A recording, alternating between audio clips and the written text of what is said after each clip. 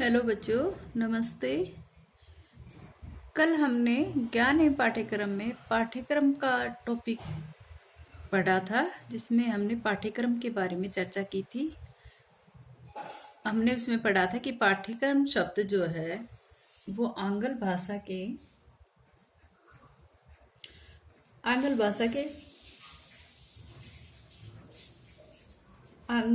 के करिकुलम शब्द से बना है। और करिकुलम शब्द जो है वो लैटिन भाषा के कुरेर शब्द से बना है, जिसका अर्थ होता है दौड़ का मैदान।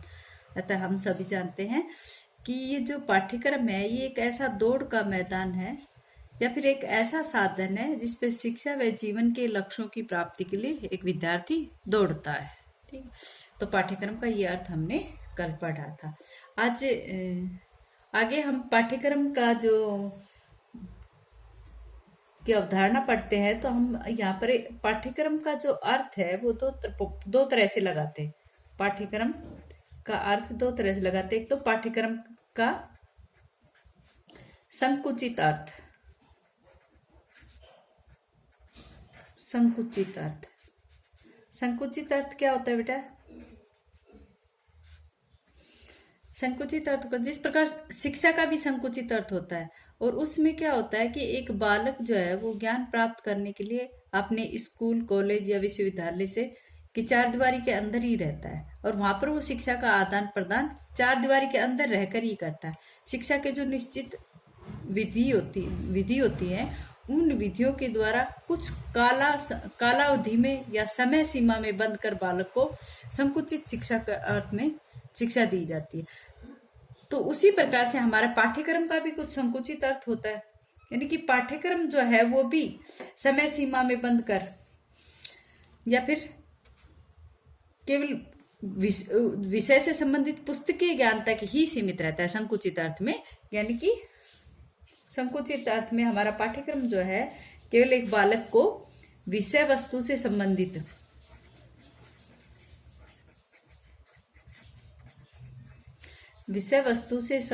ज्ञान देता है, जो पुस्तकीय ज्ञान है, जिसको हम पुस्तकीय ज्ञान भी बोलते हैं। यानी कि संकुचित अर्थ में हमारा जो पाठ्यक्रम है वो पुस्तकीय ज्ञान तक ही सीमित रह जाता है, और वहां पर बालक एक समय सीमा में बंद कर ही ज्ञान प्राप्त करता है। ठीक है, तो ये संकुचित अर्थ में। लेकिन जो जीवन की वास्तविक सच्चाई होती है या कठिनाइयां होती है, उनके बारे में बच्चे को ज्ञान नहीं होता है। ठीक है, तो यहाँ पर संकुचित अर्थ है, यानी कि शिक्षा के संकुचित अर्थ के अनुसार इस पाठ्यक्रम का भी अपना संकुचित अर्थ होता है, जहाँ पर बच्चे को सिर्फ विषय वस्तु से संबंधित ज्ञान दिया जाता है, या फिर ये मान लो कि पुस्तकीय ज्ञान दिया जाता है। ठीक है, नेक्स्ट आता है यहाँ पर पाठ्यक्रम का व्यापक अर्थ क्या होता है? पाठ्यक्रम का व्यापक अर्थ, तो पाठ्यक्रम जो है वो अपने व्यापक अर्थ में आप सभी जानते हो कि जो शिक्षा है वो भी, शिक्षा का जो क्षेत्र है वो भी व्यापक अर्थ में क्या होता है कि चाहे भाई कोई भी व्यक्ति हो, कोई भी बालक हो, चाहे युवा हो, या फिर चाहे कोई वृद्ध हो, या फिर कोई स्त्री हो या पुरुष, उन सबको वो सभी जो है व्यापक अर्थ में यहाँ पर शिक्षार्थी के रूप में रहते हैं, क्योंकि यहाँ पर शिक्षा प्राप्त करने की न तो कोई समय सीमा होती है, न कोई आयु सीमा होती है, न कोई जगह होती है। यहाँ पर व्यक्ति जो है जन्म से लेकर जीवन पर्यंत चलने वाली शिक्षा प्राप्त करता है, यानी कि जीवन पर्यंत चलने वाली शिक्षा यहाँ पर प्राप्त करता है।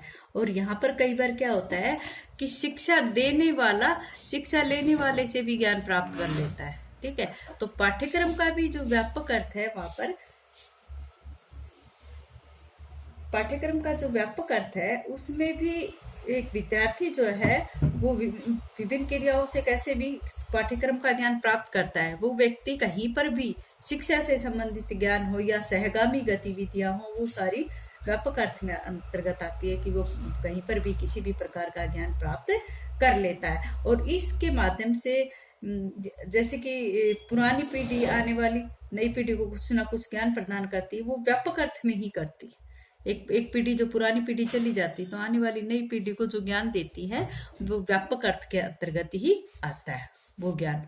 और हम सभी जानते हैं कि हमारी एक पीढ़ी जाने वाली एक पीढ़ी आने वाली नई पीढ़ी को विरासत रूप में कुछ ना कुछ ज्ञान देकर जाती, तो वो व्यापक अर्थ के अंतर्गत आ जाता। ठीक। अब आता है कि पाठ्यक्रम की कुछ परिभाषाएं दी है। पाठ्यक्रम की कुछ परिभाषाएं दी जिसमें एक प्रसिद्ध परिभाषा है कनिघम के अनुसार। कनिघम के अनुसार इन्होंने परिभाषा क्या दी है, देखो बहुत अच्छी परिभाषा दी है इन्होंने। कोमाज में लिखना आप सभी कि पाठ्यक्रम, इन्होंने कहा है कि पाठ्यक्रम कलाकार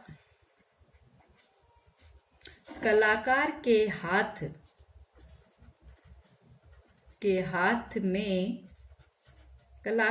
हाथ में एक साधन है जिससे वह अपनी सामग्री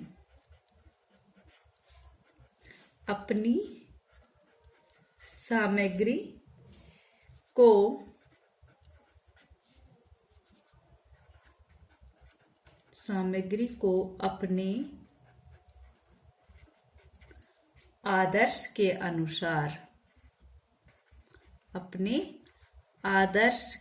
अनुसार अपनी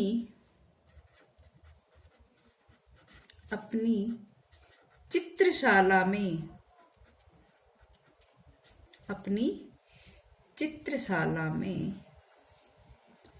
ढाल सके। कितनी अच्छी परिभाषा दी है। इस परिभाषा के माध्यम से आप अच्छे से समझ सकते हो कि पाठ्यक्रम क्या है। क्या कह रहे हैं कनिंघम जी? ये कह रहे हैं कि पाठ्यक्रम जो है, पाठ्यक्रम कलाकार के हाथ में, यहाँ पर कलाकार कौन है? कलाकार यहाँ पर शिक्षक है, अध्यापक के लिए है। शिक्षक के हाथ में एक साधन है जिससे वह अपनी सामग्री, और यहाँ पर सामग्री कौन है? विद्यार्थी।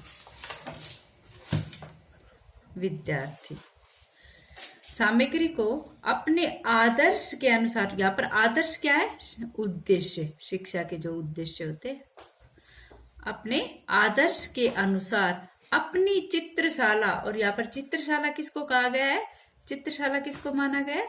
विद्यालय को। यानी कि अपनी चित्रशाला में ढाल सके।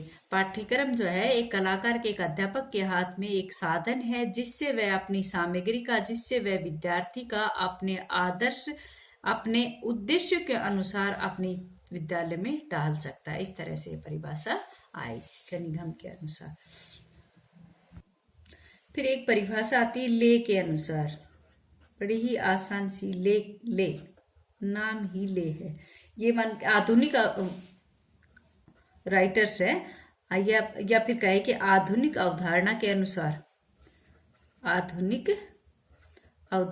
अनुसार परिभाषा है ले की। तो ले ने क्या कहा है? ले ने कहा है कि पाठ्यक्रम का विस्तार, उन्होंने कहा है कि पाठ्यक्रम का विस्तार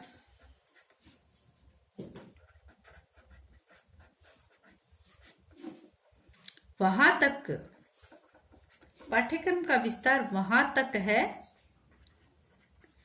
जहां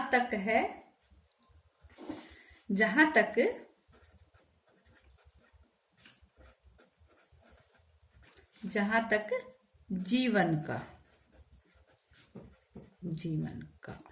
देखिए पाठ्यक्रम का विस्तार कहाँ तक बताया इन्होंने?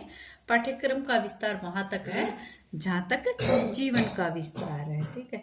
एक फ्रोबेल के अनुसार भी एक परिभाषा है, ये भी मनोवैज्ञानिक है। फ्रोबेल के अनुसार अगर देखो तो मैंने नोट्स में शायद डलवा दी है ये आपकी, लेकिन सुन लो एक बार। फ्रोबेल के अनुसार क्या है कि उन्होंने कहा है कि पाठ्यक्रम मानव जाति के मानव जाति के संपूर्ण ज्ञान और अनुभव का सार समझना चाहिए। ये परिभाषा एक 4-5 मैंने आपके नोट्स में डाल दी हैं, लेकिन आप थोड़ा समझने के लिए देख लिया करो कि फ्रोबेल ने क्या कहा है। फ्रोबेल ने कहा है कि पाठ्यक्रम को मानव जाति के संपूर्ण ज्ञान और अनुभव का सार समझना चाहिए। ठीक है, तो इस प्रकार से ये इसकी परिभाषाएं थी। आगे हम पढ़ेंगे पाठ्यक्रम की